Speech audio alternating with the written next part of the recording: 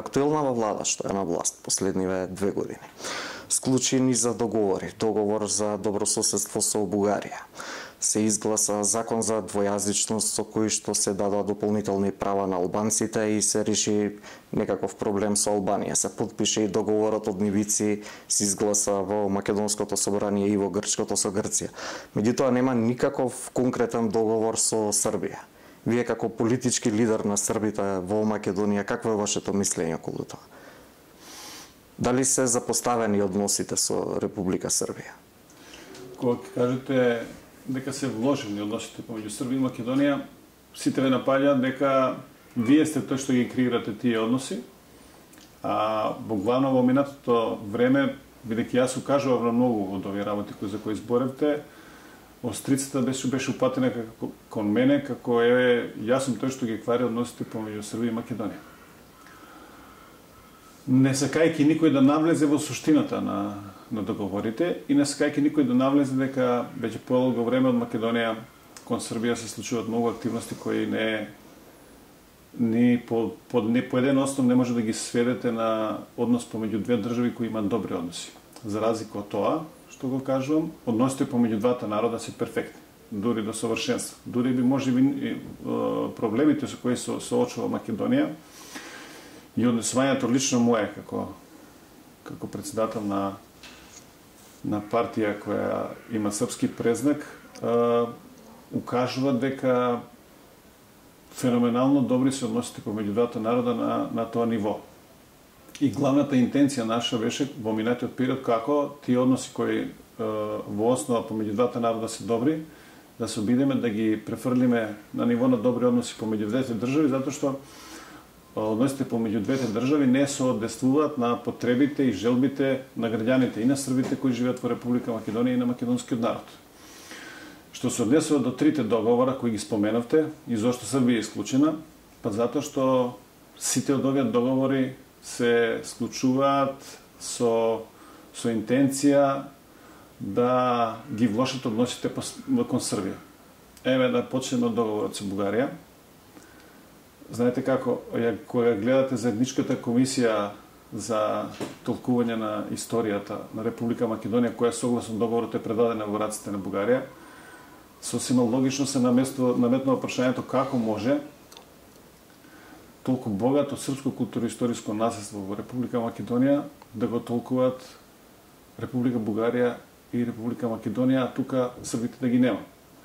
Затоа што, еве да тргнеме тоа дека преку 30 манастири и цркви во Македонија од добата на Немањич се изградени во ниво Битола Македонската православна црква и согласно толкувањата на договорот, односно со превземањето на историското толкување на настаните на територијата на денешна Република Македонија, како ќе ги толкувате тие, како бугарски? Па не ги подигале сите српските кралеви. Српските кралеви ги подигале и они се сега би требало да станат, согласно договорот со Бугарија, дел од културно-историското наследство на Бугарија. Бидејќи нашето културно-историско наследство, согласно договорот од Нивици, односно македонското културно-историско наследство веќе не постои. Македонија веќе оваа нова Македонија, Северна Македонија е нова држава која своето раѓање го започна пред некој ден, што укажува дека делот од историјата од минатото е избришан. Тоа бришење на историјата согласно договорот со Бугарија треба да го преземе Република Бугарија. И сега некој прашува што е тука спорно. Па спорно е затоа што тоа е во суштина антисрпска приказна. Кога станува збор за двојазичноста, тука работите се сосема јасни. Тоа не е антисрпски, тоа е антидржавен закон. Зошто е антидржавен? Па затоа што создава основи Република Македонија согласно Тиранската платформа, а законот за јазици е дел од Тиранската платформа, за која нели сите веле дека не постои, во која е основна или елементарна подготовка за формирање на двонационална држава во понатамошниот период. Каков ќе биде системот во понатамошниот развој на настаните, согласно најавените уставни измени од премиерот на владата на Република Македонија, кој веќе по завршувањето на првиот круг на уставни промени, кога се верификуваше проверата на името, најави нови уставни промени, допро ќе видиме. Меѓутоа, веќе сега се гледа дека се бришат границите помеѓу Република Македонија и и Република Албанија дека се бришат границите помеѓу Република Македонија и новосоздадената или лажна држава Косово, што укажува само дека тиранската платформа функционира. И сега како на луѓето да им објасните дека променувате устав на Република Македонија во кој 300 пати го бришете името Македонија за да го внесете Косово во уставот на Република Македонија. Тоа сигурно кој како сака нека го толкува не е дел од добрите односи помеѓу двете држави. Договорот од Ивици во суштина е проблематичен затоа што го превзема на некој начин, на индиректен начин го превзема управувањето со Република Македонија во наредниве години. Фактички, согласно договорот од Ивици, Македонија е ставена под политички протекторат на Грција. И тој политички протекторат се огледа во тоа што сето она што треба да се случува кога во наредниот период со имплементација на Преспанскиот договор, во суштина значи дека претходно ќе мора да има согласност од Република Грција. Значи Република Македонија, согласно договорот од Преспа, допрва треба да ги исполни сите обврски кои ги презела. Да се вратиме наназад, Охридскиот рамковен договор се спроведува колку години помина? 17 години помина Охридски рамковен договор, 18. Он се уште се спроведува, па дури и не беше доволно внесувањето на рамковниот договор во преамбула на Уставот на Република Македонија, се зборува за нови уставни промени, каде тој, условно кажано, статус на албанците во Република Македонија би се подигнал на ниво на припадниците на македонскиот народ и на тој начин влегуваме во двонационална држава.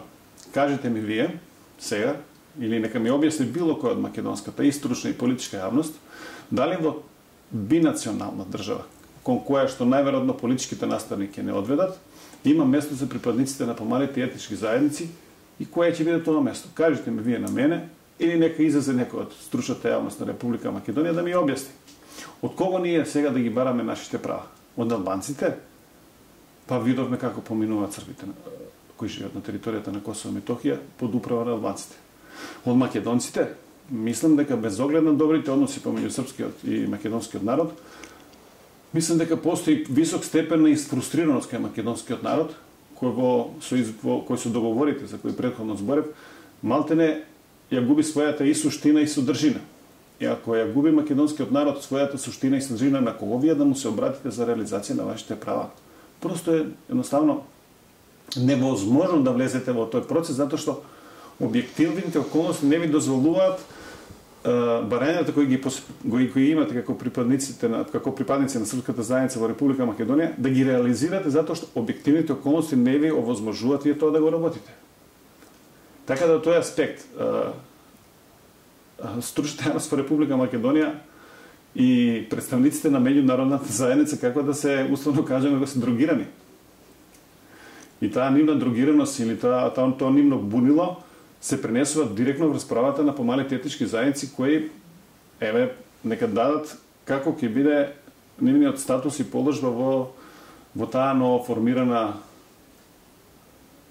Република Северна Македонија која допрва ќе го треба да го променува својот уставно правен систем. Јас мислам дека тука има многу малку простор и дека најпразната флоскула која е кажана во изминатиот период е флоскулата дека правиме едно општество за сите. Правењето на едно општество за сите е продавање на обична магла, затоа што во суштина ние не правиме едно општество за сите, туку правиме општество за албанците и општество за една хибридна национална структура која најверојатно ќе се состои од нешто што порано беше македонскиот народ и припадниците на помалите етнички заедници. Кога сме веќе кај тоа едно општество за сите, со сите овие договори, какви права добиваат македонците плюс во државава и вас ве прашувам директно како политички лидер на србите во Македонија, какви дополнителни права добиваат србите во Македонија? Јас пред малку мислам дека бев јасен дека ние не добиваме права, напротив, нашите права согласно развојот на настаните ќе се смалуваат и нашата положба во Република Македонија ќе губи на значење. Во процесот на уставните промени кои помина, во разговорите кои тука се водеа во Република Македонија согласно за реализација и согласно договорот од Преспа, јас само една работа побарав. А тоа е, ако може да влезе во преамбулата на уставот, Охридскиот рамковен договор, зошто да не влезе само една обична реченица: припадниците на помалите етнички заедници во Република Македонија своите права во собранието на Република Македонија, своја борбата за своите права во собранието на Република Македонија ги остваруваат преку гарантирани места. Условно кажано, требаше да се пушти сигнал дека сме спремни да градиме општество за сите. Каква реакција добивте на тоа? Па не, реакцијата беше, па ние сме фокусирани сега само на реализација на Преспанскиот договор. Меѓутоа се покажа дека не станува збор за Преспанскиот договор, туку станува збор за ставање на рамковниот договор во преамбулата на уставот, внесување на Косово во уставот на Република Македонија и низ други работи кои уставноправниот систем на Република Македонија го изместуваат од место. Значи, уставноправниот систем на Република Македонија, кој го познаваме од 1991 година, од создавањето на независна и суверена Република Македонија, не да е променет, туку тој више не постои. Настаната е тотална ерозија на општествениот систем. Сите одлуки кои се носат во собранието се на ивица на проблематичност. Сето она што се случува во реалниот политички живот е не на ивица на реалност, туку е надвор од реалноста, така да тој аспект не знам кој би можел или кој е тој што ќе каже дека живееме во едни нормални политички услови каде би можеле ние согласно нашите потреби да се бориме за реализација на нашите политички и сите други права кои ни припаѓаат согласно европските стандарди. Такво нешто во Република Македонија во овој момент ниту е можно, сите процеки ми говорат дека и годините кои се пред нас укажуваат дека тоа нема да биде можно да се случи, туку напротив, ќе имаме дополнителна ерозија на општествениот систем, ќе имаме дополнителна криза на политичкиот систем, ќе имаме економска криза и дека процесот на реализација на Преспанскиот договор вржан за промена на името, иако е завршен, он остава само еден простор, а тоа е просторот Република Македонија да веќе не може да живее од странски кредити, туку ќе мора да почне да прави соодветна економија која ќе може да одговори на потребите на граѓаните на Република Македонија. Бидејќи тоа во овој момент, согласно сите политички настани, не е возможно, не сум далеку од проекцијата дека до крајот на годината може и порано ќе имаме потреба, односно државата ќе има потребна со мерки на монетарна политика да влие на курсот на денарот, за да може Република Македонија да продолжи да функционира. Денеска излегува и последните извештаи од Меѓународниот монетарен фонд во кој што стои дека изминатава година Македонија имала 2% раст на БДП. Владата, или ги знаеме најавите, они ветува 5%, 2017 година беше 0,1%. Кажете ми, вие сте политичар од 90-тите години, долги години сте во политикава, се чини дека времињава се потешки и потешки. Дали вие со вашето искуство сте дел од една коалиција, нудите некое решение за се ова да биде надминато на евентуални предвремени парламентарни избори? Кога предмалку ме прашате за односите помеѓу Србија и Македонија, кога веќе дојдовме до економија, аз ќе ви кажам дека владата на Република Србија е исклучително задоволна од владата на Република Македонија, од сето она што се случува во Република Македонија. Зошто? Од многу проста причина, што 15 на инвеститори кои во изминатиот период треба да дојдат во Македонија, скоро сите во изминатите година и пол ги отворија своите капацитети во Република Србија. Така да од тој аспект Република Србија, владата на Република Србија и целокупното политичко раководство е мощно задоволно од политиките на владата на Република Македонија. Што се однесува до делот кој станува збор за можните решенија, јас ќе ја вратам, знам дека не е популарно, меѓутоа е мощно вистински и мощно реално, а тоа е фактот дека овдека најдобро на македонските прилики, значи во овој момент во кој се наоѓаме, одговара реченицата на Слободан Милошевиќ за време на промените во Србија 2000 година, кога рече дека некои грешки ќе се поправат, но некои грешки нема да може да се поправат. Кога станува збор за потребата од нови ворени парламентарни избори, тие се неопходна потреба на граѓаните на Република Македонија, меѓутоа, за да дојдете доворени парламентарни избори, да дојдете до нешто такво, очигледно дека треба да се склопат многу коцки, кои во овој момент се уште не се склопени на адекватен начин. Така да, тука мислам пред се и на влијанието на меѓународната заедница, која очигледно проекциите во врска со целокупната промена на уставно-правниот систем на Македонија и промена на нејзиното име, се уште не е спремна или не е во состојба или не сака да ја прифати реалноста, туку се обидува да брани она што е невозможно. Од тој аспект, јас мислам дека ќе имаме најверојатно само претседателски избори, со многу сценарија внатре, али во секој случај мојата проекција дека Република Македонија до крајот на 2019 година ќе мора да излезе на избори. И тие секако најверојатно по логиката нешто, бидејќи нема да бидат во 2020 година, ќе бидат борени. Споменавте претседателски избори. Вие сте дел од коалицијата. Ќе застанете зад кандидатот на ВМРО-ДПМН или пак некој надпартиски, како што низ медиумите се појави името на професорката Гордана Силјановска? Видите вака, секоја политичка поддршка за било кој кандидат, независно, значи како ќе се вика, не се донесува во состојба кога вие би го направиле тоа, затоа што тоа е кандидат на вашиот коалиционен партнер. Тоа во пракса не функционира така. Така да новиот кандидат ќе треба да разговара. Значи ние не знаеме, јас не знам воопшто кој ќе биде избор за кандидат за председател на Република Македонија од страна на ВМРО-ДПМН. Воопшто не знам никој ќе биде кандидат од страната на Социјалдемократскиот сојуз. Во секој случај било кој да биде кандидат, треба да дојде да разговара. Да видиме дали има простор да се договориме, да видиме каква политика ќе се води во понатамошниот период.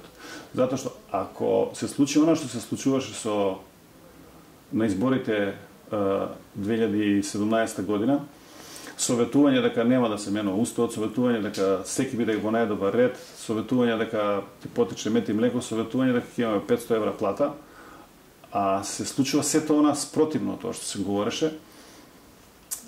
Искуството кажа дека тој што ќе биде кандидат треба да дојде да разговара, да видиме каква политика ќе води. Во Република Македонија очигледно 27-28 години се води и идеолошки и политички антисрпска политика. Некогаш со посилен интензитет, некогаш со помал интензитет, меѓутоа основите на државната политика секогаш се такви. Доколку во тој аспект идниот председател или кандидат за председател на Република Македонија не ветува или не се договара дека ќе има минимална промена во тој, условно кажано, веќе утврден долгогодишен правец, не гледам дека би добил поддршка прво од мене лично, а предпоставам и од мојата партија, затоа што мислам дека сме веќе сити. Не само ние, туку и воопшто граѓаните на Република Македонија од лажни ветувања, од тоа дека све ќе биде во најдобар ред, се додека не седнете на тоа место. Ако ќе седнете на место, тогаш работите стануваат сосема поинакви. Ќе ве потсетам на председателствувањето на Иванов, со кого ги замрзнавме односите на почетокот, заради тоа што ветуваше дека со Србија ќе гради добри односи, а не сакаше да отиде на инаугурација на тогашниот нов председател на Република Србија Томислав Николич, а за возврат сите представници на Европската унија и многу лидери од Западна Европската унија дојдоа на инаугурацијата. Така да тој аспект нема поддршка бланко, однапред за никого, има разговори и ако успееме да постигнеме некаква согласност за некакви елементарно уважување на наши политички позиции. Знаете, ние не сме национална заедница која може да диктира избор на председател. Али сме национална заедница која може да влие на амбиентот за избор на новиот председател. И ако тој нов председател нема чувство за такво нешто и не сака барем малку да излезе во пресвет на некои од нашите барања, не гледам зошто би го поддржале.